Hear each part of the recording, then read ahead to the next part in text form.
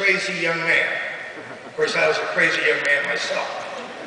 But he became the head coach of the Fort Ord Warriors.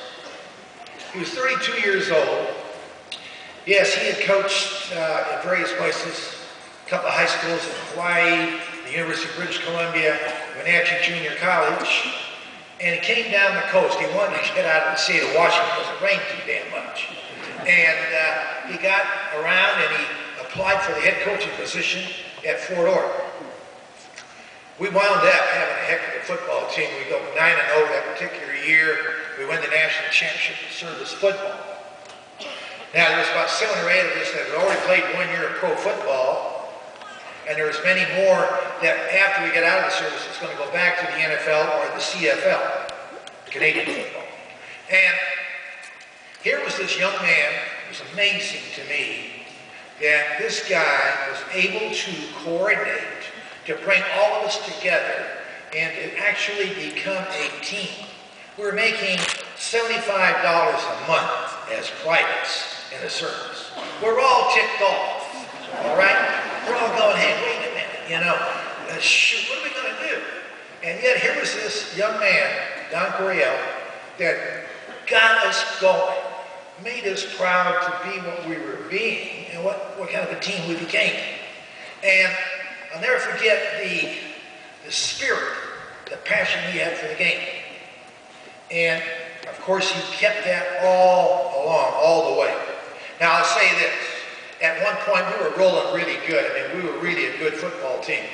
And so we were having no problem knocking the heck out of these other teams. And all of a sudden, we didn't know this one side of Don Coryell. All he was to us was just a little bit nuts, a little bit, you know, a little strange, you know, and he had some weird ideas about the game of football, which he proved out he was right. But we hadn't seen any of this before. And now, on one occasion, we wind up 7-7 tie ball game, and we saw the other side, this unbelievable competitive spirit. And when Joe talked about the oranges, I think the first time that orange thing came along was at Fort Ord, because there was a box of oranges in there. We're tied 7-7. I'm outside with the other starting tight end. There's 2 tight ends back then. And we're talking to this pro scout about when we got out of the service, signing this contract with this fellow. And the guy was smoking a cigarette, and he offered the other fellow and I a smoke. So you guys want to smoke? Well, yeah, sure. So we're standing there in our uniform. We have a cigarette, and Don is addressing the football team at halftime. And the ladies' restroom is right next door. Now, I'm going to say this. Yeah, I know you're going to deny it. I know you are, because he always would say, it didn't happen. It did not happen. And believe me, it did happen. That's why I'm telling it today. It's my last time, Don. I'm going to bring it up.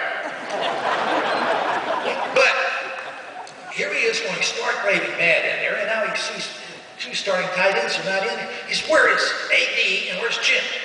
I think they're outside, Coach. Walked outside, I'll never forget.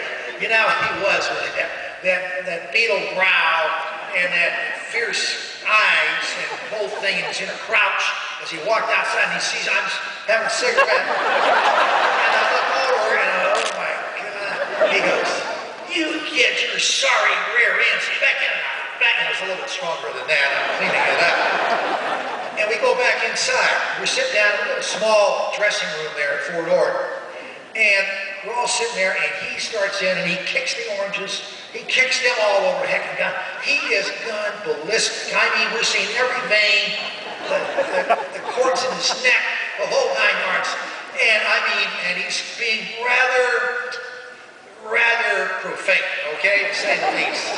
But he's getting our attention. And yet we're thinking, hey, the guy might have a stroke, man. I see this guy be deaf right in front of us. And all of a sudden, some of the the ladies had reported this abusive language being administered to these wonderful young men.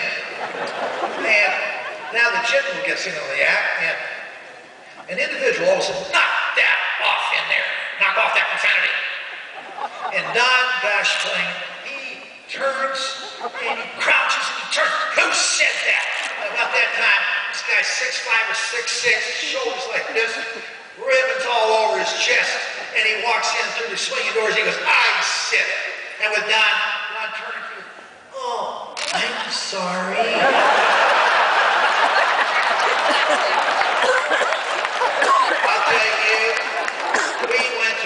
floor. That was the end of the halftime speech. We go on the field, the other team feeling really good about themselves, are tied with us at halftime, and we come roaring out of there laughing and slapping each other, going, oh, did you see that? Is that a classic? And all this, and of course we go out there and just roll up and down the field out. Of course now, like I said, he always, God bless you, Coach, and I'm saying it now, it was true. I didn't do that. The other factor, and I started thinking about this a moment ago when Joe was up here, because Joe and I were with him for many, many years, as so was so many of the other fellows out here in the audience. But the guy would go crazy about the weather. The weather. It was real hot. He'd go, don't tell the guys anything about the heat, man. Don't tell them about it. If it was ice cold out there in Green Bay or wherever, tell me, hey, don't say a word. And you know who would be the first guy to say, hey, fellas, it's really hot out there today. And, oh, it's freezing out there. I just was out there. It's frostbit. Now, be careful now. And you go, you just told us not to say anything. And there you go. But, we go through all kinds of altitude. We spent a whole week in Laramie, Wyoming one time getting ready, Billy, for the Denver Bronco game because the altitude, Don, just to the Mile High City. We got to go. We'll go to 7,000 feet in practice. That way we'll be better than the Broncos. We're down to 5,000 feet elevation. Go figure. They was always trying to come up with an angle, all right? An angle. And like Joe said, they hate you. They hate you. Oh my gosh. On the opponent. And the bad thing about that one was that a lot of the guys as years went by, and particularly in the National Football League, you had to know these guys are being like. You either played against them, you coached with them, you coached against them, you played for or with them, whatever. And so you see Joe or Frank or whoever it might be, and you go, hey, how's it going? You know, good to see you. You know, how's the wife? How's the kids? And all. Hey, you better not say that around Don. But hey, they were the enemy. And he would build that, and you know, and we all remember the worst time was seeing him on Friday morning. He'd come walking in, and he'd have his game face on, and God bless him. Hey, you think, hey, this guy's going to go out. He's going to run every ball. He's going to catch every pass. He's going to throw every ball. He's going to make every interception. He's going to make every tackle. He's going to do the whole 9 yards. This is him. And now the next thing, he relaxed finally on Saturday night. And his addressing to the football team, I wish it would be an absolute wonderful thing if you could take all the Saturday night speeches of Don Coryell. Let me tell you right now, it was better, as the players would say, Saturday Night Live was great. You know, Belushi and all those guys, they go, hey, they have nothing on us. It's unbelievable. We don't know what he's going to do and what he's going to say, but it's going to be good. It's going to really be good. And it was good. Believe me now. Hilarious. I mean, you go, I don't know how he did it. But the bottom line was always this, how competitive he was. We all knew and we know what a gentleman he was and is, and what a wonderful family man, what a great friend. But he also brought what I'm bringing to you now. So much fun. It was so enjoyable to play or to coach for this gentleman. It was special. It was really, truly a family. And if there's one thing that I'd like to leave with all of you, coaches particularly, players particularly, you are his legacy. You are it. Too often, a great artist, a great leader is forgotten. Now, I don't believe Don Coryell else will ever be forgotten. Not in San Diego, certainly not in St. Louis.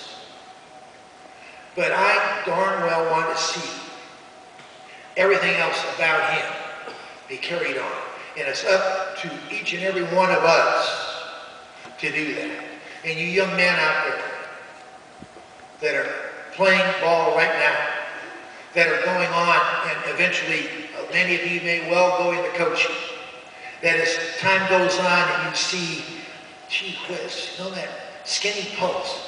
Where did they come up with that idea, skinny post? Who was that Bang 8? Well, you can just kind of check it out, man. Check it out. And you can go right over here to Danny Fouts, Charlie Joyner, et cetera, et cetera. Back in St. Louis, Jimmy Hart, Nell Gray, et cetera, Jackie Smith, the great Hall of Fame tight end. Kellen Winslow, the great tight end here with the Chargers. Or actually, the H-back. And one night, I still remember Joe, Ernie, Zampisi, myself, Don Coryell. We're going to have this running back by the committee, Clarence Williams, and Mike Thomas, Lydell Mitchell. And all of a sudden, Don says, well, you know what we're going to do? He looked at me, he said, now, what do you think about Kellen tight end and all this? And I said, well, you can play tight end. I said, but, you know, we've got a really good tight end, blocking tight end, Bob Klein. Because Bobby could really knock the guy off the ball and all this and that. He said, well, Don goes, well, why don't we let's move Kellen, and we'll move him to fullback. I'm like, fullback? Kellen's going to hate us. And here's this one, man. He may hang it up. And Kellen, because Kellen, I'm talking to Kellen, he's 250 pounds at the time. I said, hey, a few more pounds, I got you at left tackle, man. Now, so he was scared to death. He's already eating. Now, Don goes, no, I said, fullback. He goes, no, it won't make the term H-back. And I said, so, he's going to be the H? He goes, yeah, we're going to move him all over Hector.